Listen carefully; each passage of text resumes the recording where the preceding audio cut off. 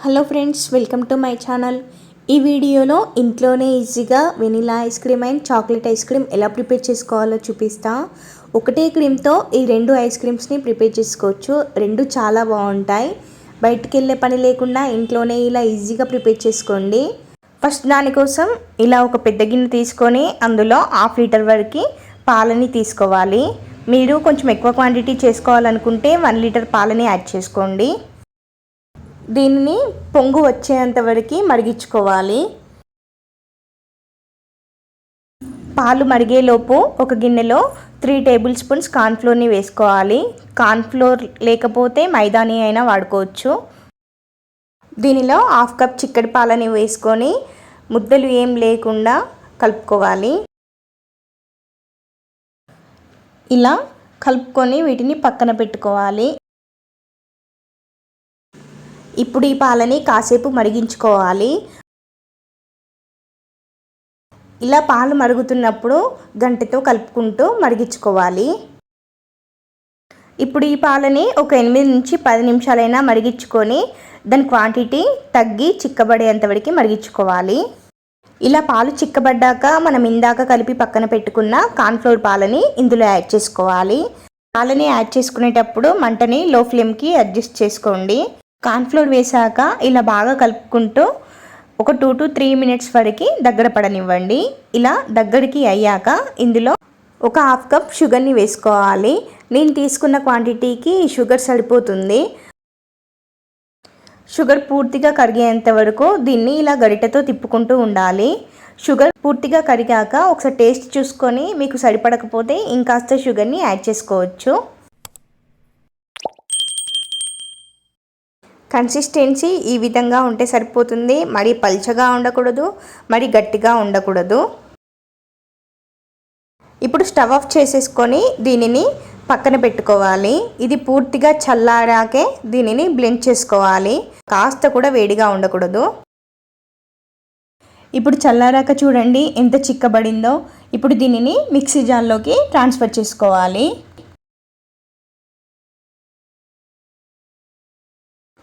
ఇప్పుడు దీనిని మిక్సీ జార్లో వేసుకొని అందులో ఫ్రెష్గా తీసుకున్న పాలమిగడని వేసుకోవాలి.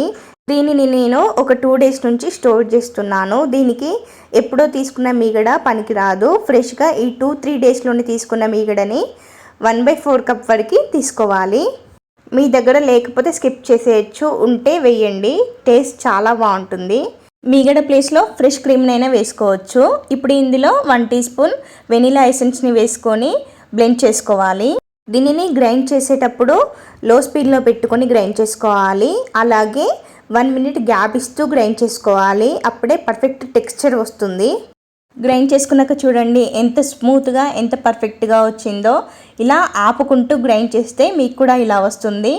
ఇప్పుడు దీనిని ఒక ప్లాస్టిక్ బాక్స్లోకి ట్రాన్స్ఫర్ చేసుకోవాలి.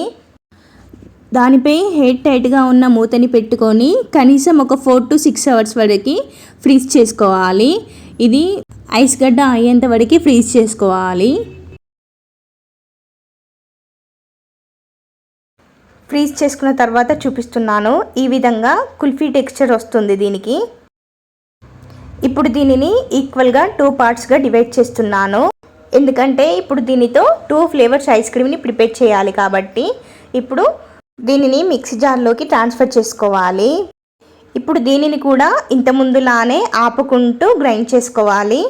లో స్పీడ్లో పెట్టుకొని మాత్రమే గ్రైండ్ చేసుకోవాలి.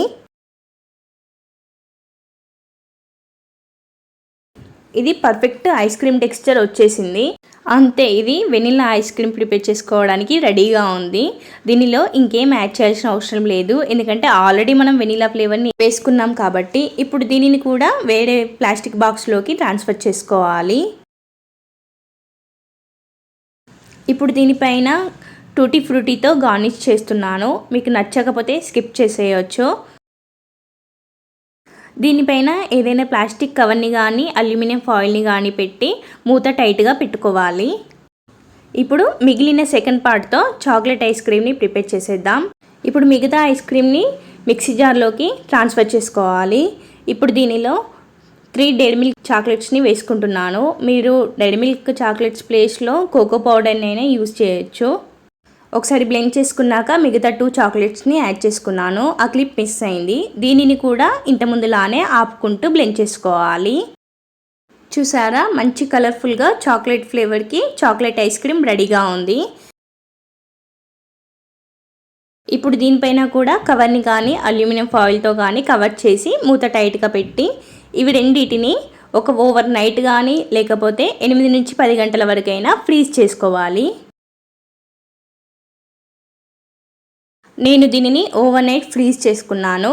ఓవర్ నైట్ తర్వాత చూపిస్తున్నాను. చూసారా ఎంత పర్ఫెక్ట్గా వచ్చిందో. ఇవి రెండింటిని చాలా సింపుల్గా ఇలా ప్రిపేర్ చేసుకోవచ్చు. ఎంత పర్ఫెక్ట్గా వచ్చిందో చూసారా చాక్లెట్ ఐస్ క్రీమ్. దీనిపైన చాక్లెట్ క్రీమ్తోని అలాగే డెయిరీ మిల్క్ చాక్లెట్స్తోని గార్నిష్ చేసుకుంటున్నాను. Chocolate ice cream ready. ఇప్పుడు వెనిలా ఐస్ క్రీమ్ని కూడా ఇలాగే వేరే బౌల్లోకి ట్రాన్స్ఫర్ చేసుకోవాలి. చాలా పర్ఫెక్ట్గా ఇంట్లోనే ఉన్న వాటితో ఇలా vanilla ice cream and chocolate ice క్రీమ్ని ప్రిపేర్ చేసుకోవచ్చు. మీరు కూడా తప్పకుండా ట్రై చేయండి. దీనిపైన కూడా చాక్లెట్ క్రీమ్తో గార్నిష్ చేసుకున్నాను. ఇలా సింపుల్గా బయటికి వెళ్ళకుండా మీరే ఇంట్లోనే ఒకటే ఫ్లేవర్తో 2 ఐస్ క్రీమ్స్ని ప్రిపేర్ చేసుకోండి. Vanilla ice cream and chocolate ice cream 2 చాలా బాగుంటాయి. మీరు ట్రై చేసి ఎలా ఉందో కామెంట్ చేయండి. Thank you for watching. Please subscribe my channel.